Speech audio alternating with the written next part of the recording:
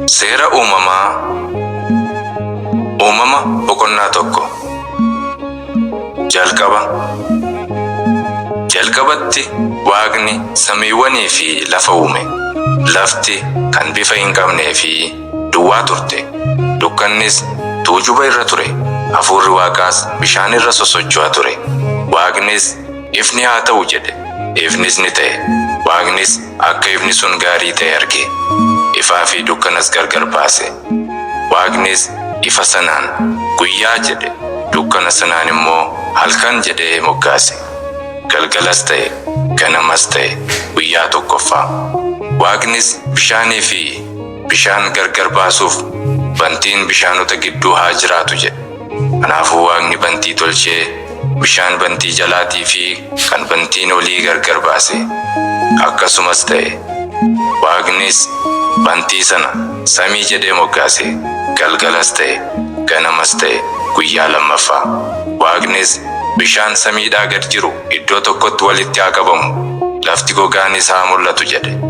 Akkasumas ta'e. Waaqni lafa gogaa sanaan lafa jedhe. Bishaanicha walitti qabameen immoo galaana jedhee moggaase. Waaqnis wanni kun akka gaarii ta'e arge.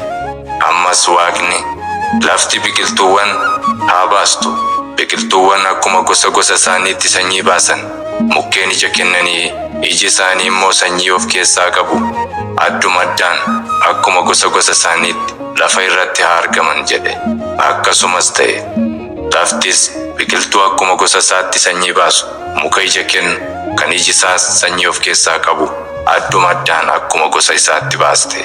Waaqnis wanni kun akka gaarii ta'e arge. Galgalas ta'e, ganamas ta'e, guyyaa sadaffaa. Waaqnis akkana jedhe. Guyyaa fi halkan gargar baasuuf bantii samii irratti ifawwan haa ta'an. Isaanis mallattoowwan waqtiileen guyyoonnii fi waggoonni ittiin beekaman haa ta'an. Isaanis ifawwan bantii samii irraa kan lafaaf ifa kennan haa ta'an. Akkasumas ta'e. Waaqni ifa gurguddaa lama uume. Kunis akka ifni guddaan guyyaa inni xinnaan immoo halkan mo'uuf. Akkasuma urjiiwwan illee uume. Waaqnis akka isaan lafaaf ifa kennaniif bantii samii irra isaan kaa'e. Kunis akka isaan guyyaa fi halkan mo'anii fi akka ifa sana dukkana irraa gargar baasaniif. Waaqnis wanni kun akka gaarii ta'e arge. Galgalas ta'e, ganamas ta'e, guyyaa afuraffaa. Waaqnis bishaan uumamawwan lubbu qabeeyyii munyuuqaniin haa guutamu. Simbirroonnis lafaa olitti bantii samii keessaa haa barrisan jedhe. Kanaafuu Waaqni uumamawwan galaanaa gurguddaa lubbu qabeeyyii munyuuqan kanneen galaana keessa jiraatan hundaa fi simbirroota qoochoo qaban hunda akkuma gosa isaaniitti uume. Waaqnis wanni kun akka gaarii ta'e arge. Waaqnis horaa baay'adhaa bishaan galaanotaas guutaa. Simbirroonnis lafa irratti haa baay'atan jedhee isaan eebbise. Galgalas ta'e, ganamas ta'e, guyyaa shanaffaa. Waaqnis lafti akkuma gosa isaaniitti uumamawwan lubbuu qabeeyyii jechuunis horii, uumamawwan lafa irra mumunyuuqan, bineensota akkuma gosa isaaniitti haa kennitu jedhe. Akkasumas ta'e.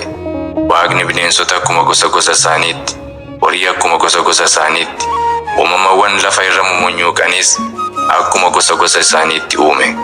Waaqni wanni kun akka gaarii ta'e arge. Waaqnis kottaa akka bifa keenyaatti, akka fakkeenya keenyaattis nama uumna. Isaanis qurxummii galaanaa irratti, simbirroo samii irratti, horii irratti, lafa hundumaa fi uumamawwan lafa irra munyuuqan hundumaa irratti aangoo haa qabaatan jedhe. Kanaafuu Waaqni akka bifa isaatti nama uume. Akka bifa Waaqaatti isa uume. Innis dhiiraa fi dubartii taasisee isaan uume. Waaqnis isaan eebbisee horaa baay'adhaas lafa guutaatii harka keessan jalattis bulfadhaa. Qurxummii galaanaa irratti, simbirroota samii irratti, uumama lafa irra munyuuqu hunda irratti aangoo qabaadhaa jedheen. Ergasii Waaqni akkana jedhe. Kunoo ani akka isaan nyaata isinii ta'aniif biqiltuu lafa hunda irratti sanyii kennu hundaa fi muka iji isaa sanyii of keessaa qabu gosa hunda isinii kenneera. Anis bineensa lafaa hundaaf, simbirroota samii hundaaf, uumama lafa irra munyuuqu hundaaf jechuunis waan hafuura jireenyaa of keessaa qabu hundaaf akka nyaata isaanii ta'uuf biqiltuu lalisaa hunda nan kenna. Akkasumas ta'e. Waaqnis waan hojjete hunda ilaale. Wanni sunis dhugumaan gaarii ture. Galgalas ta'e, ganamas ta'e, guyyaa ja'affaa. Uumama boqonnaa 2. Uumamni samiitii fi lafaa kan waan isaan keessa jiru hundaas haala kanaan xumurame. Waaqni hojii hojjechaa ture hunda guyyaa torbaffaatti fixe. Kanaafuu inni guyyaa torbaffaatti hojii isaa hundumaa irraa boqote.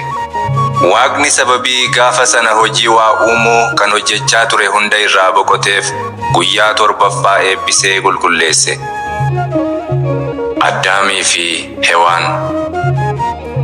Seenaan samiiwwaniitii fi lafaa kan yeroo isaan uumamanii yeroo Waaqayyo Waaqni lafaa fi samiiwwan uume kanaadha. Sababii Waaqayyo Waaqni bokkaa hin roobsiniif namni lafa qotus waan hin jiraatiniif margi tokkoyyuu lafa irratti hin mul'anne. Biqiltuunis lafa qotiisaa irratti hin biqille ture. Garuu bishaan lafa keessaa burqee lafa hunda obaasa ture. Waaqayyo Waaqni biyyoo lafaa irraa nama tolche. Hafuura jireenyaas bunyaan isaatti baafate. Namnis uumama jiraataa ta'e. Waaqayyo Waaqnis Eeden keessatti gama ba'a biiftuutti iddoo biqiltuu qopheesse. Nama tolche sanas achi keessa kaa'e.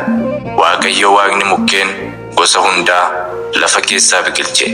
Inni mukkeen ija namaatti tolanii fi nyaataafis gaarii ta'an biqilche. Iddoo biqiltuu sana keessas muka jireenyaatii fi muka waan gaarii fi waan hamaa nama beeksisutu ture. Lagni iddoo biqiltuu sana obaasu tokkos Eeden keessaa burqa ture. Lagni sun Eedenii ka'ee gargar ba'ee laga 4 ta'e. Maqaan laga tokkoffaa Biishoon. Innis guutummaa biyya Hawiilaa iddoo warqeen jirutti naanna'ee yaa'a. Warqeen biyya sanaa gaariidha. Hapheen urgaa'uu fi sardooniksiin achitti argamu. Maqaan isa lammaffaa Giihoon. Innis guutummaa lafa Itoophiyaatti naanna'ee yaa'a. Maqaan laga sadaffaa Xegroosi. Innis karaa ba'a biiftuutiin Asoor cina yaa'a. Lagni afuraffaan immoo Efraaxiis jedhama. Waaqayyo Waaqni akka inni isa misoomsuu fi akka inni isa eeguuf jedhee nama fuudhee iddoo biqiltuu Eeden keessa kaa'e. Waaqayyo Waaqnis akkana jedhee nama ajaje. Muka iddoo biqiltuu kana keessa jiru hunda irraa nyaachuu ni dandeessa. Garuu muka waan gaarii fi waan hamaa nama beeksisu sana irraa hin nyaatin. Gaafa isa irraa nyaatte dhugumaan ni duutaati. Waaqayyo Waaqni namni kophaa isaa ta'uun gaarii miti. Gargaartuu isatti toltu nan tolchaaf jedhe. Waaqayyo Waaqnis bineensaa fi simbirroota samii hundumaa lafa irraa tolche. Maqaa inni isaaniif baasu ilaaluuf jedhees gara namichaatti isaan fide. Wanni namichi sun tokko tokko uumamawwan lubbu qabeeyyii ittiin waame kamiyyuu maqaa ta'eef. Namichi sunis horii qe'ee hundaaf, simbirroota samii hundaaf, bineensa hundaaf maqaa baase. Addaamiif garuu gargaartuun isatti toltu hin argamne. Kanaafis Waaqayyo Waaqni akka namichi hirribaan of wallaalu godhe. Utuma inni rafaa jiruu lafee cinaacha isaa keessaa tokko fuudhee iddoo sana fooniin duuche. Waaqayyo Waaqni lafee cinaachaa kan namicha keessaa fuudhe sana irraa dubartii tolchee gara namichaatti geesse. Namichis akkana jedhe. Egaa lafeen kun lafee kootiiti. Foon kunis foon kootiiti. Isheen waan dhiirarraa argamteef dubartii jedhamti. Kanaafuu namni abbaa fi haadha isaa ni dhiisa. Niitii isaatti ni maxxana. Isaanis foon tokko ta'u. Namichii fi niitiin isaa qullaa isaanii turan. Garuu waliin qaana'an ture. Uumama boqonnaa 3. Kufaatii namaa. Bineensa Waaqayyo Waaqni uume hunda keessaa boofti haxxee ture. Dubartittiidhaanis dhuguma Waaqni muka iddoo biqiltuu keessa jiru kamirraa iyyuu hin nyaatinaa isiniin jedheeraa jedhe. Dubartittiinis deebiftee bofa sanaan akkana jette. Ija mukkeen iddoo biqiltuu keessa jiranii nyaachuu ni dandeenya. Garuu Waaqni muka walakkaa iddoo biqiltuu sanaa keessa jiru irraa ija hin nyaatinaa, ittis hin bu'inaa, yoo kanaa achii ni duutuu jedheera. Bofichis deebisee dubartittiidhaan akkana jedhe, isin dhugumaan hin duutan. Waaqni akka yommuu isin ija mukichaa nyaattan iji keessan banamu, akka isin waan gaarii fi waan hamaa beekuudhaan akka Waaqaa taatan ni beekaatii. Dubartittiinis yommuu akka iji mukichaa nyaataaf gaarii kan ija namaatti tolu, ogummaa argachuufis akka nama gojomaasisu argitetti fudhattee nyaatte. Dhirsi ishees ishee wajjin ture. Isaafis ni laatte, innis ni nyaate. Iji lachan isaaniis ni baname, qullaa hafuu isaaniis beekan. Kanaafis baala harbuu hodhanii marxoo tolfatan. Akkuma aduun qabbanooftenis namichii fi niitiin isaa utuu Waaqayyo Waaqni iddoo biqiltuu sana keessa deemuu sagalee isaa dhaga'an. Isaanis mukkeen iddoo biqiltuu keessa Waaqayyo Waaqa duraa dhokatan. Waaqayyo Waaqni garuu namicha waamee, ati eessa jirta jedheen. Namichis deebisee, ani utuu ati iddoo biqiltuu keessa deemtuu nan dhaga'e. Waan qullaa koo tureefis nan sodaadhe, nan dhokadhes jedheen. Innis, eenyutu akka ati qullaa taate sitti hime? Mukaan ija isaa hin nyaatin jedhee si ajaje. Sana irraa nyaatte moo jedheen. Namichis dubartittii, ati akka isheen na wajjin jiraattuuf naa kennite sanatu ija mukichaa irraa naa kenne. Anis nan nyaadhe jedhe. Waaqayyo Waaqnis dubartittiidhaan, wanni ati hojjette kun maali jedhe. Dubartittiin immoo, bofti na gowwoomsinaa nan nyaadhe jette. Kanaafuu Waaqayyo Waaqni bofichaan akkana jedhe, ati sababii waan kana gooteef horii hundumaa keessaa, bineensa hundumaa keessaas kan abaaramte ni taata. Bara jireenya keetii guutuu garaa keetiin lafa irra loota, biyyoo illee ni nyaatta. Si'ii fi dubartittii, sanyii keetii fi sanyii ishee gidduutti diinummaa nan uuma. Inni mataa kee ni tuma, atis koomee isaa ni iddita. Dubartittiidhaanis akkana jedhe, yommuu ati mucaa deessutti ani dhiphina kee akka malee nan baay'isa. Ciniinsuudhaanis ijoollee ni deessa. Fedhiin kee garuma dhirsa keetii ta'a, innis sirratti olaantummaa qabaata. Addaamiin immoo akkana jedhe, waan ati dubbii niitii keetii dhageessee mukaan ija isaa irraa hin nyaatin jedhe irraa nyaatteef lafti sababii keetiif kan abaaramte taati. Atis bara jireenya keetii guutuu dadhabbiidhaan ishee irraa nyaatta. Isheen qoraattii fi sokorruu sitti biqilchiti, atis biqiltuu lafaa ni nyaatta. Ati waan lafa irraa argamteef hamma lafatti deebitutti dafqa fuula keetiitiin buddeena nyaatta. Waan biyyoo taateefis gara biyyootti deebita. Addaamis sababii isheen haadha jiraatoo hundaa taateef niitii isaa Hewaan jedhee moggaase. Waaqayyo Waaqni Addaamii fi Hewaaniif gogaa irraa uffata hojjetee isaanitti uffise. Waaqayyo Waaqnis, kunoo namni waan gaarii fi waan hamaa beekuudhaan nu keessaa akka isa tokkoo ta'eera. Ammas harka isaa hiixatee ija muka jireenyaa jiratee nyaachuun bara baraanis jiraachuun isaaf eeyyamamuu hin qabu jedhe. Kanaafuu Waaqayyo Waaqni lafa biqiltuu Eeden keessaa namicha baasee akka inni lafuma irraa argame sana misoomsu godhe.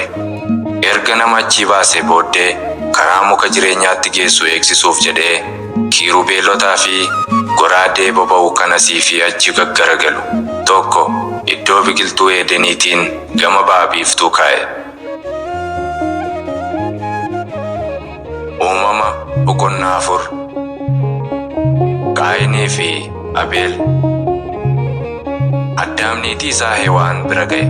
Isheenis ulfooftee Qaayiniin deesse. Isheenis, ani gargaarsa Waaqayyootiin ilma tokko argadheera jette. Itti aansitees obboleessa isaa Abeeliin deesse. Abeel tiksee hoolotaa ture, Qaayin immoo lafa qota ture. Yeroo muraasa keessatti Qaayin waan lafti baafteef keessaa Waaqayyoof aarsaa dhiyeesse.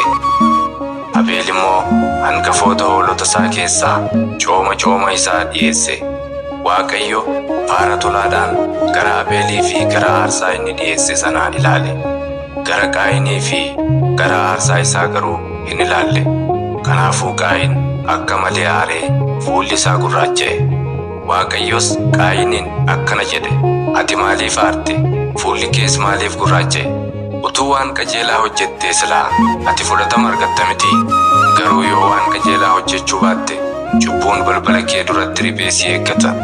Si qabachuu barbaadas, ati garuu isa mo'achuu qabda.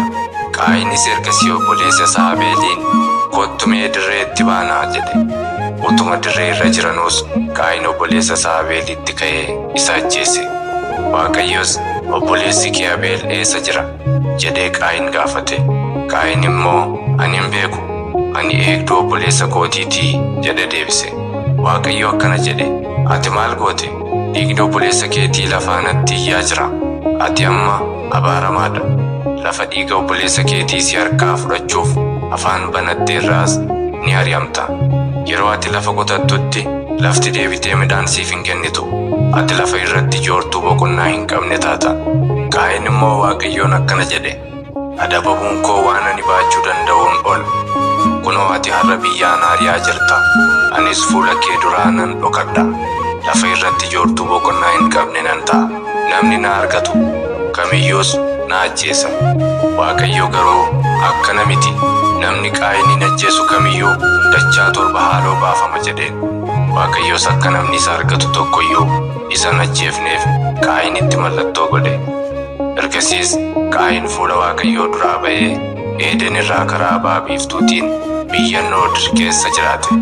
Qaayin niitii isaa beeke, isheenis ulfooftee Henookin deesse. Qaayinis magaalaa tokko hundeesse. Magaalaa sanas Henook jedhee maqaa ilma isaatiin waame. Henook Iraadin dhalche. Iraad Me'eelin dhalche. Mehuuyaa'el Maatusaa'elin dhalche. Maatusaa'el immoo Laamehin dhalche. Laameh dubartoota maqaan isaanii Aadaa fi Xiilaa jedhamu lamaan fuudhe. Aadaan Yaabaalin deesse. Yaabaalis abbaa warra dunkaana keessa jiraatanii horii horsiisanii ture. Maqaan obboleessa isaa Yuubaal ture. Inni immoo abbaa warra kiraara rukutaniitii fi ulullee afuufaniiti.